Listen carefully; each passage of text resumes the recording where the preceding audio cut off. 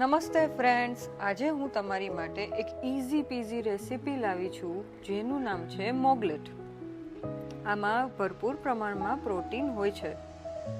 સૌપ્રથમ પલાળેલી મગની દાળમાં આદુ અને મરચાં નાખી એને ક્રશ કરી લેવું. આ ક્રશ કરેલી પેસ્ટને એક બાઉલમાં કાઢી તેમાં જીરું, મીઠું અને હળદર સ્વાદ પ્રમાણે નાખી દેવું અને તેને સારી રીતે મિક્સ કરી લેવું.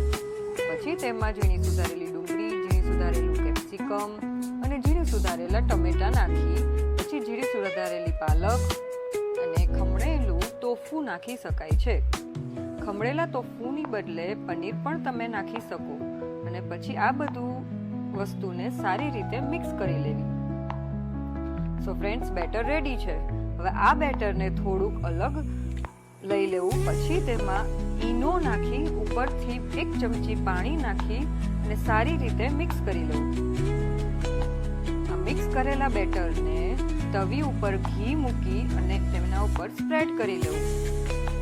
આ મોગલેટને તમે ઘીથી શેકી શકો છો.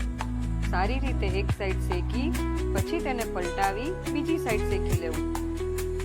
પછી તેને ઉપર ચીઝ નાખી ખમણી અને સર્વ કરો સોસ અને ચટણી સાથે. So friends, please like, share and subscribe my channel. Thank you.